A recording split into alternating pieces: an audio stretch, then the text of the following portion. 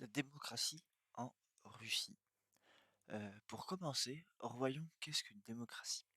C'est un système de gouvernement d'une institution, pour notre sujet un État, où l'organisation est décidée par l'ensemble de ses membres, ici les citoyens de l'État. La Russie, ou Fédération de Russie, est un État fédéral présent en Europe de l'Est et au nord de l'Asie. Le pays est peuplé de près de 100 millions d'habitants, concentrés principalement dans les plaines russes à l'ouest du pays. Aujourd'hui, la fédération se dit être un régime démocratique qui se fait gouverner par la souveraineté octroyée à son peuple. Cependant, il n'est pas de l'oreille de tout le monde. Par exemple, dès que l'on recherche pays dictature ou pays démocratie, on peut y voir des cartes où on ne peut voir qu'elle ne serait pas une démocratie, mais une dictature ou un régime autoritaire. Et vous, qu'en pensez-vous? Maintenant, voyons comment la Russie est devenue un régime démocratique.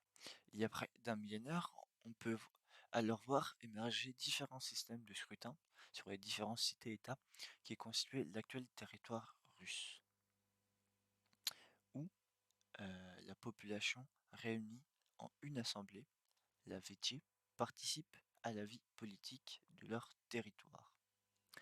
Ils élisent leurs représentants, leurs généraux et même leurs archevêques. On peut y voir l'apparition de la notion de système de scrutin public, mais cependant, toujours pas une forme de gouvernement démocratique en Russie, car, dans les faits, seuls les boyards, des aristocrates, peuvent se faire élire à ces hauts fonctions politiques. Ils forment un groupe d'oligarques détenant le pouvoir. Faisons désormais un bond dans le temps.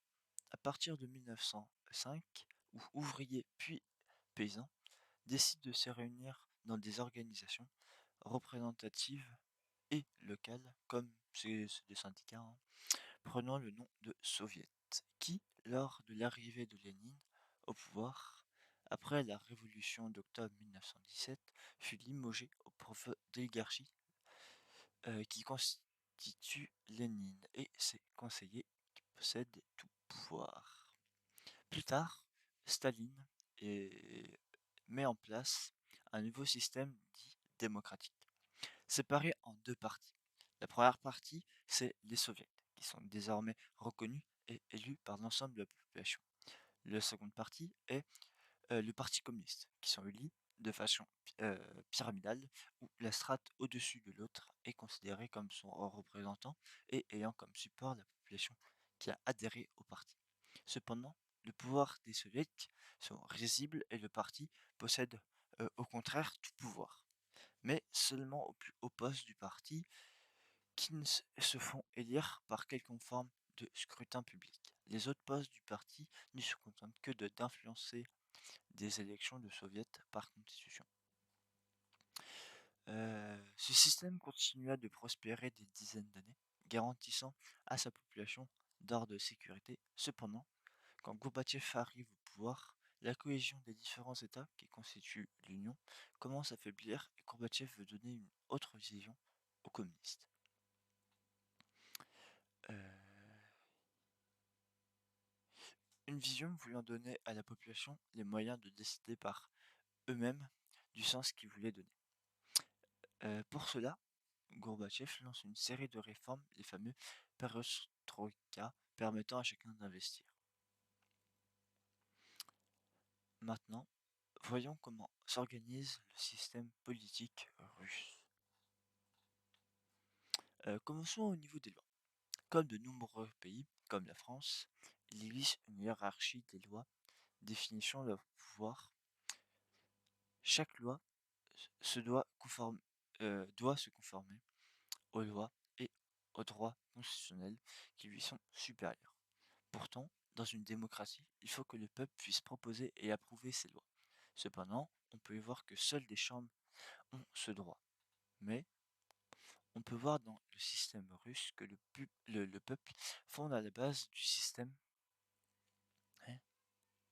Mais on peut voir dans le système russe que le peuple fonde la base du système et que sur le principe d'une démocratie représentative participe à la vie politique. Malgré ces systèmes prônant la démocratie, l'idée générale que nous pouvons partager sur la politique russe est contraire, parce que car Poutine en est la cause. Pour cela, revenons dans les années 99, dans les années 90, euh, lors de la chute de non. Pour cela, revenons dans la fin des années 80.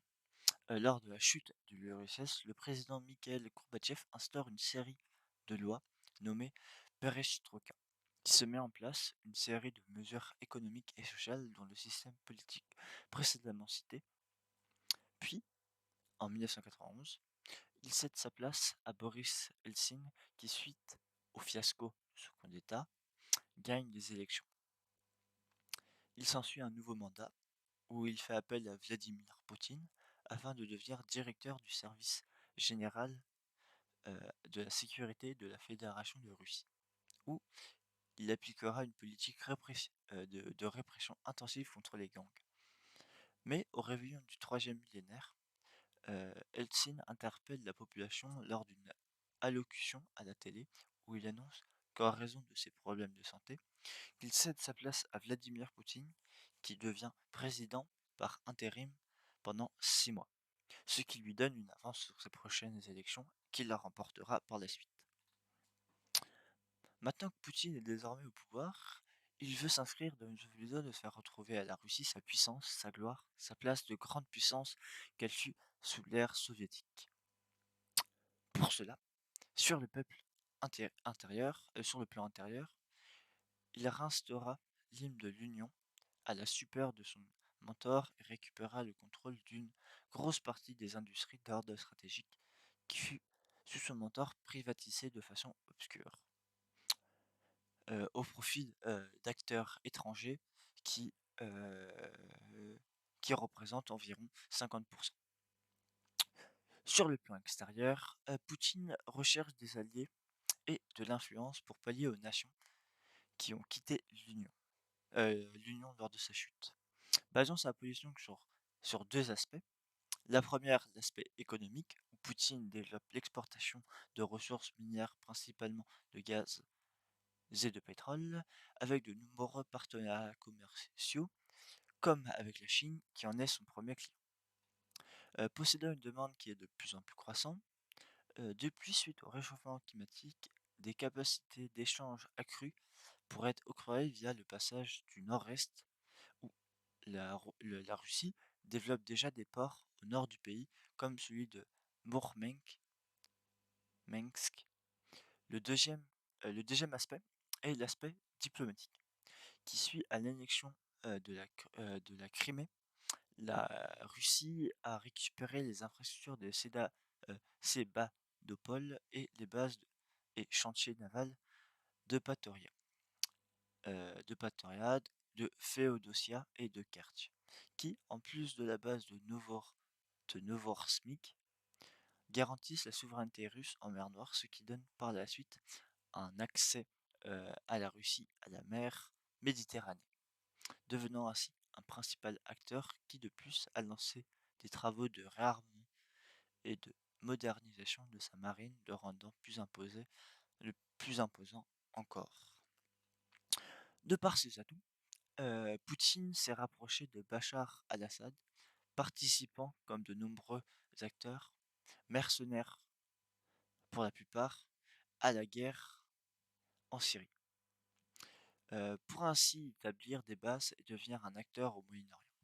Cette politique russe ne plaît pas forcément aux Occidentaux, qui sont du côté de l'Ukraine. De par les relations qu'ils partagent avec les pays slaves, qui ont peur. Attends.